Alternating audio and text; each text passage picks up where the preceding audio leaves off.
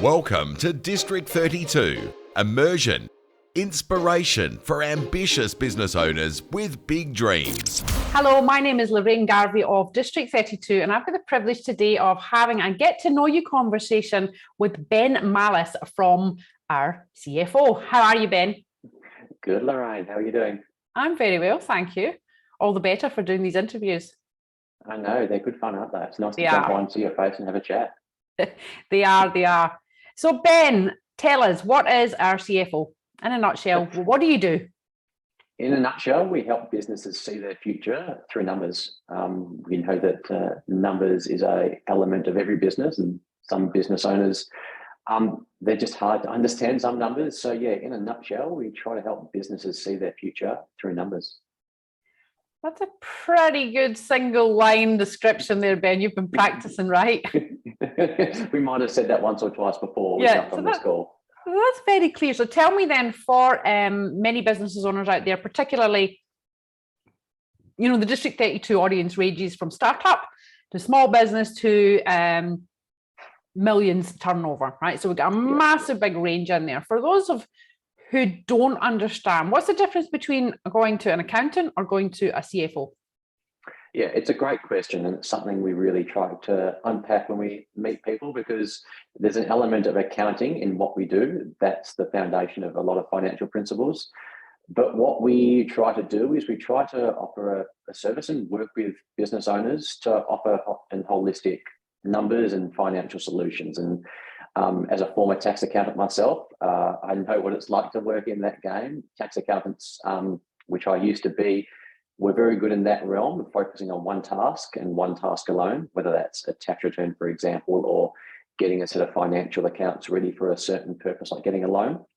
What we try to do at our CFO is to not so much focus on the specific tasks that need to get done, but look at the overall financial department and function of a business. And we really try to strategize using numbers and using financial tools to make business owners aware of where their business is at, what the reality is of their business, and help equip them with the best information they can to strategize, to make decisions, and to grow their business to achieve the results they want to achieve. So to answer your question, we almost like to take the good parts of accounting, there are some, and the exciting parts, but use them as tools to speak to strategically to business owners to help them grow their businesses. Okay, so you're interpreting the numbers, telling us what's working, what's not, and using that to help us with our decision making. Yeah, that's one part of it. I suppose we do that. I think fundamentally, taking it back a step, we also try to make sure that the numbers are telling us the reality of the situation. And a little anecdote we like to use is the number of Excel spreadsheets that have formula errors in them. It's upwards of 80-90% across big businesses. And we know that obviously Excel is used as a financial delivering tool. And if something's gone right in Excel, then the output of that interpretation, it is rendered useless because we're not really sure of what the accuracy is. So we really just try to make sure that everything is as fully accurate as it can. And we've got a wonderful team that gets in there, gets their hands dirty, and make sure everything is telling us the right story. And then to your point, Lorraine, it's exactly that. We're making sure that we're interpreting accurate data and looking forward and really using that as a tool to grow businesses. Now you've got everyone listening, checking their spreadsheet formulas. Yeah. Apologies in advance, guys. Yeah. So who would be an ideal client for you? What would be a typical job, or, is that any business that's deciding to grow, or they've been in business for X amount of years, X amount of staff? What would be a typical job or ideal client for you?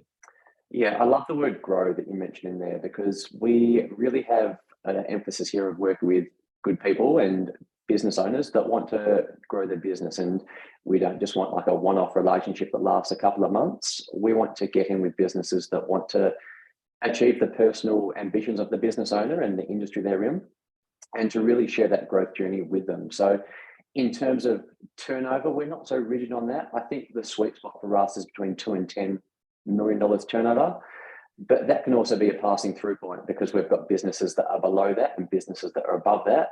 But we want to work with business owners that want to live that journey. We want to work with people that give us a little bit of time to disarm some beliefs regarding the financial aspect of their business. But most of all, we want to work with the business owners that have a clear purpose and want to share that growth journey with us. Beautiful. Now, tell me a little bit about our CFO. Why are you different? What sort of values and approach do you take that makes you different in the marketplace? Why should we choose you?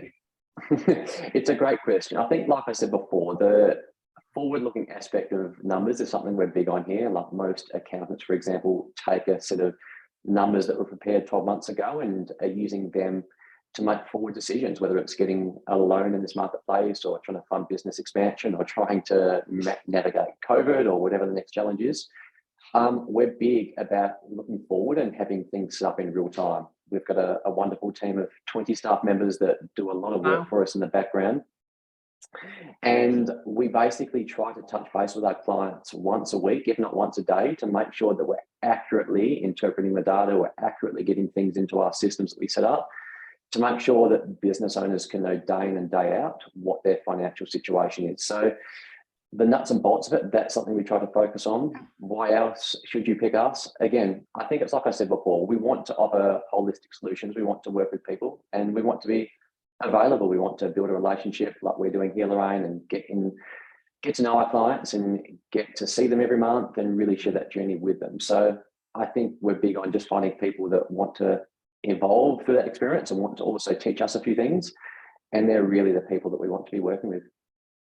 I think what I'm taking from there as well, I mean, you guys are obviously a WA-based business, but you're also looking to develop relationships with your clients. You're very hands-on, very high-touch client engagements. It's not a set and forget service that you offer.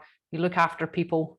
So that's different in the marketplace. 100%. The model we try to once a month, we'll like to meet with our business owners, and if that takes a 2-minute discussion, then that's wonderful. If it needs to be 4 hours as well, that's great. So that's 100% spot on. Once a month, we like to get out and we'll come visit and say hello. And we talk through the numbers for 5 to 10 minutes, but we park the numbers as soon as they can be parked and really talk through the bigger strategic issues that are going on at a personal level as well as a business level.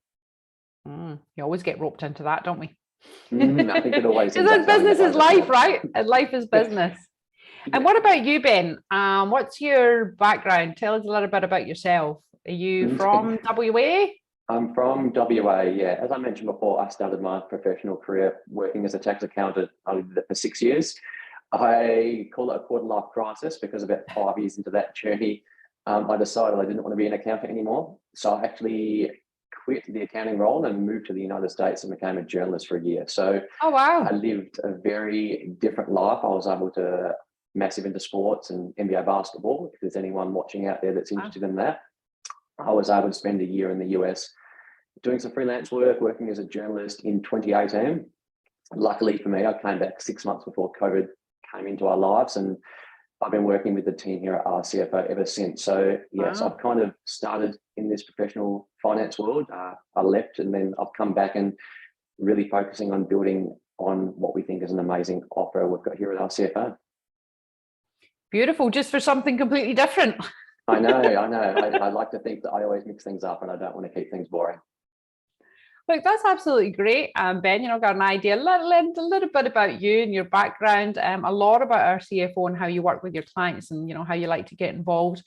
For anyone who is listening who might want to start a discussion or start a conversation on, we don't know where we're at. We know where we want to go, but we don't know where we're at. How do we start that conversation? How do people find you? What's the best way for people to get in touch? Yeah, honestly, just pick up the phone, give me a call, shoot me an email. I'm sure the contact details will be accompanying this video, Lorraine. So always happy to have a chat with anyone, even if it's just wanting to get a second opinion or talk through a financial question someone's got. Feel free to pick up the phone and give me a call and we'll meet up and have a discussion. Beautiful. Ben, thank you very much. It's been an absolute pleasure and I look forward to seeing you again in the next week or so. Thanks, Lorraine. You have a great day. Bye. You've been listening to District 32, immersion, inspiration for ambitious business owners with big dreams.